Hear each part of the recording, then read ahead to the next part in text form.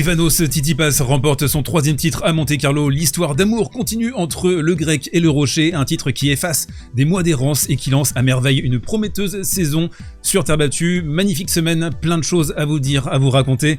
Si vous aimez le contenu tennis, c'est important pour soutenir la chaîne, le projet. Mettez un pouce, abonnez-vous. La suite de la saison sur terre battue, on va la couvrir avec assiduité. Madrid, Rome et Roland Garros. Peut-être Barcelone, on verra d'ici quelques jours. On attaque, mais juste après un petit mot du sponsor. Cette vidéo vous est présentée en collaboration avec les Winamax de Winamax qui m'ont accompagné toute la semaine à Monte-Carlo. Ça a été la pure régalade. Winamax, il soutient activement Service Volé. Ça fait plaisir. Vous avez un lien dans la description jusqu'à 100 € de free bet pour toute première inscription. Là, par exemple, d'ici quelques heures, quelques jours, on va avoir le tournoi de Barcelone. Alors, pour l'instant, on a Rafael Nadal annoncé face à Cobolli mardi. Ça, on verra, on n'est pas sûr. Faudra se tenir informé. Rafa qui est large favori face aux joueurs italiens. Il y a aussi une info qui est tombée ces dernières heures, c'est que Carlos Alcaraz ne jouera pas. Barcelone, toujours diminué au niveau du bras droit. Il a des douleurs, des difficultés quand il essaye d'activer son coup droit et de mettre du punch, de l'impact dessus. Mais bref, vous voyez, il y a pas mal de super matchs. Il y a Arthur Cazaux, après son super run à l'Open d'Australie, ça va être très sympa à suivre. Luca Van Hache, qui est un joueur plutôt prometteur sur terre battue, qui affrontera à Zhang Zizen. Je sais que je le prononce très mal, mais voilà, il faudra me reprendre dans les commentaires. Puis vous voyez, Barcelone qui va être un tournoi, je pense, quand même assez dense, intense, et que vous pourrez suivre avec Winamax. Attention, l'offre qui est en description, c'est très important, elle est uniquement réservée aux adultes. Pas de mineurs, pas de personnes qui jouent des sommes qu'ils ne peuvent pas perdre. Jouer simplement pour le plaisir, c'est important. Il faut garder la notion de plaisir. Allez, on revient à notre débrief du tournoi et on va commencer par l'analyse globale de cette semaine à Monte-Carlo. Ensuite, on parlera de Stefanos Tsitsipas, le vainqueur de ce tournoi. Et ensuite, on basculera sur Casper Ruud avant de se terminer avec une analyse tactique. Alors, commençons d'abord par le premier point. Le tournoi de Monte-Carlo, moi je trouve que ça a été un grand succès, superbe tournoi, très sympa à suivre aussi. Alors forcément il y a un biais quand t'es européen parce que les tournois du début d'année, sauf la tournée indoor en Europe, t'es obligé de vivre la nuit, quoi. C'est usant.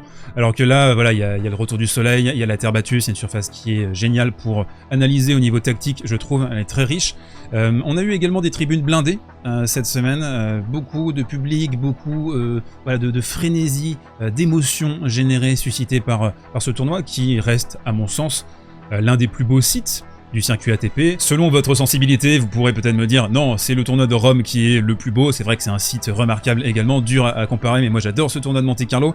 Un point important également à noter dans ce débrief, quel bonheur, quel bonheur de voir ce format en 8 jours, format compact du Masters 1000 qui va malheureusement disparaître pour une histoire de pognon tout simplement. C'est pas pour les joueurs, c'est pas pour les spectateurs, surtout pas pour les spectateurs, non, c'est pour faire du bif, c'est tellement triste, c'est un format qui est idéal pour les spectateurs, il est compact, il est intense, il est dense et il est surtout plus lisible. On comprend quand le tournoi commence, on comprend quand le tournoi est fini également. Malheureusement, vous le savez, le tennis est aux mains de Andrea Gaudenzi qui est, je suis désolé de le dire en ces termes, une trompette. Il fait du mal au tennis, des décisions politiques qui font vraiment, je trouve, du mal au tennis ces dernières années, quasiment que des mauvaises décisions prises côté ATP, WTA, n'en parlons même pas. Donc voilà, je suis assez peiné par ça parce que c'est vraiment l'un des meilleurs formats, je trouve, du tennis, tout court. Alors certains, les anciens, diront « ouais, il faudrait revenir à la finale en 3-7 gagnants ». Moi, je ne serais pas aussi extrême que ça, je suis très content de ce format. Malheureusement, il va disparaître. Pour revenir sur Monte-Carlo, en tant que tel, et la surface, la terre battue, on l'a encore vu cette semaine, alors on a vu des débats autour de l'arbitrage, j'en ai suffisamment parlé hier, on va évacuer le sujet, mais c'est une surface, je trouve, qui révèle les caractères. On a vu Rune, Medvedev, bon Medvedev il n'a pas besoin de la terre battue pour révéler son caractère, mais je trouve qu'il est encore plus saignant, enfant pourri, enfant gâté, je trouve, sur cette surface, donc ça fait ressortir les aspérités. C'est vraiment une surface merveilleuse à ce niveau-là, surface vivante, colorée, changeante également, avec des faux rebonds, il faut réussir à s'adapter. C'est vraiment l'adaptation, le mot-clé de cette surface, et je me rends aussi compte d'un truc, et ça peut paraître un peu surprenant vu le nom de la chaîne, mais vraiment je pense que la terre battue c'est la meilleure surface pour jouer au tennis.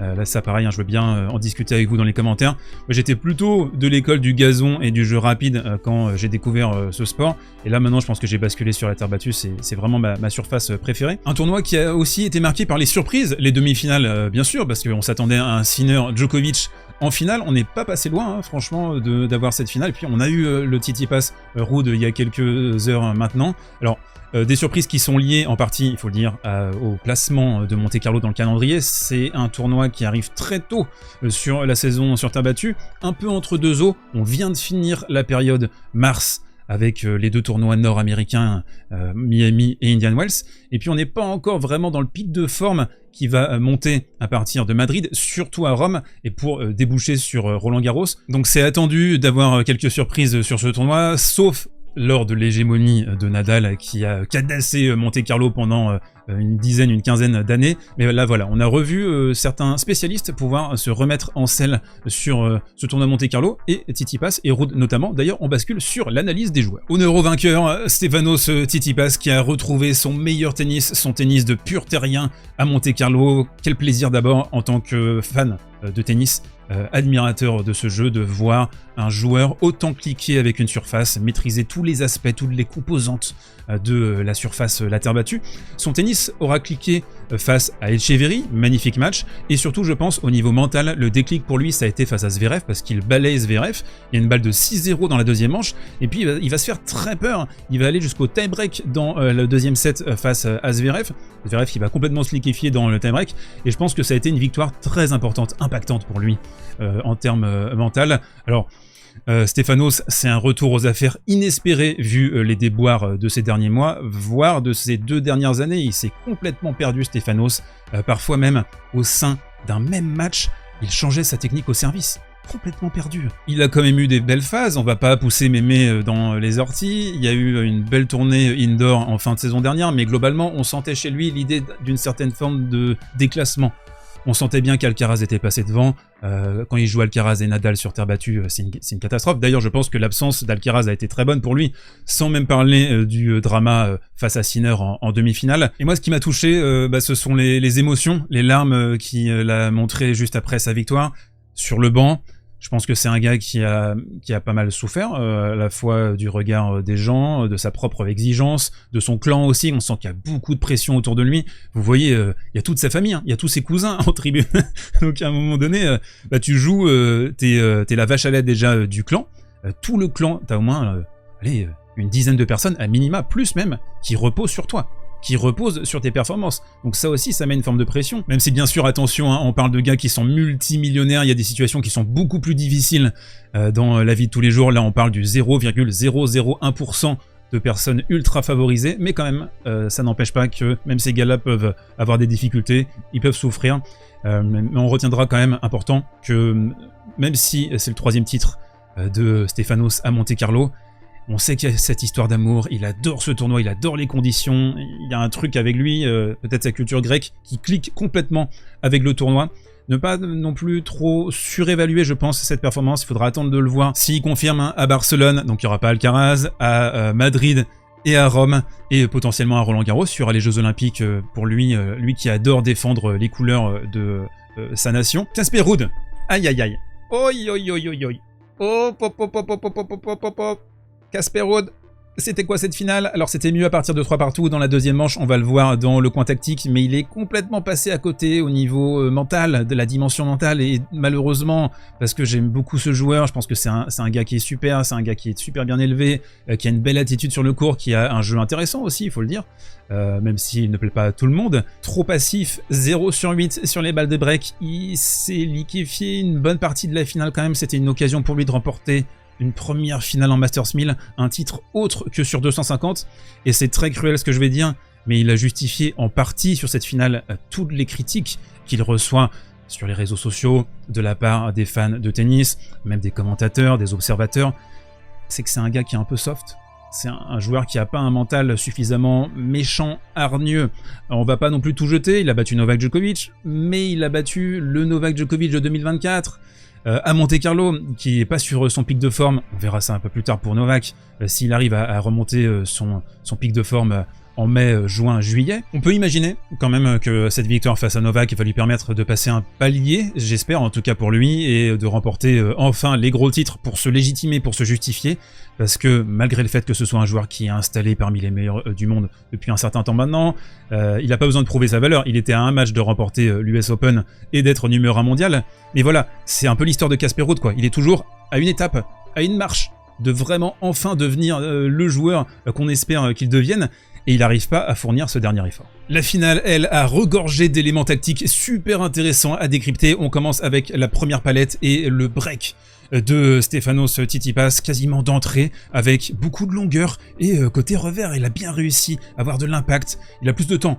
en revers, il décroche, et il a réussi des revers long ligne somptueux, mais c'est pas forcément avec son revers qu'il a fait la différence, c'est plutôt avec son coup droit. Là, gros décalage en coup droit au retour, et derrière l'un de ses coups maîtres fétiche, le court croisé en coup droit. On en a déjà parlé cette semaine, il l'enveloppe super bien, il va trouver un angle impossible à aller chercher. Alors je vous l'ai dit, Casper Ruud qui est passé à côté de sa finale, et là c'est clairement un élément à charge.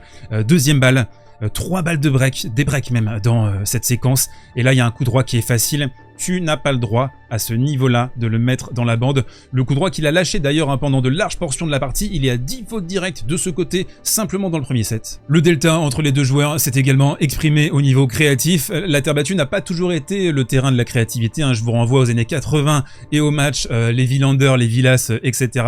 Même Borg, c'était pas super créatif sur terre battue, mais Stefanos, c'est un autre type de tennis. Ici par exemple, désamorti, il a rarement fait plusieurs fois le même coup. Double break même dans la première manche, une démontada des familles avec la défense tentaculaire. Ici, le chop pour défendre, pour forcer Ruud à rentrer et à frapper un autre coup.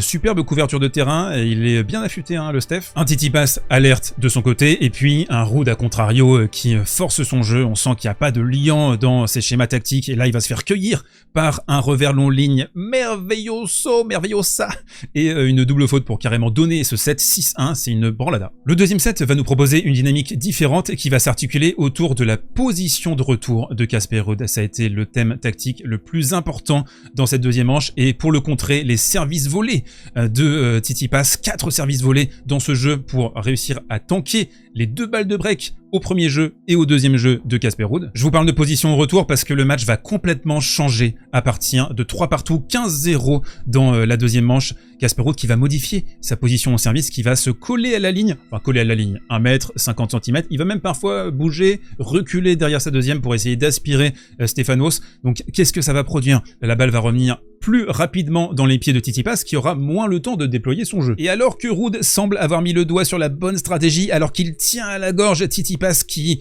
là tu vois, à ce moment-là, Tsitsipas il est prêt à exploser. Et là je pense que c'est le point le plus important, Ruud qui recule sur cette balle de break. Ça montre la passivité, ça montre le gars qui ne va pas au bout de son idée, au bout de son schéma tactique, et Tsitsipas à contrario, lui qui avance, qui va boucler ce service volé.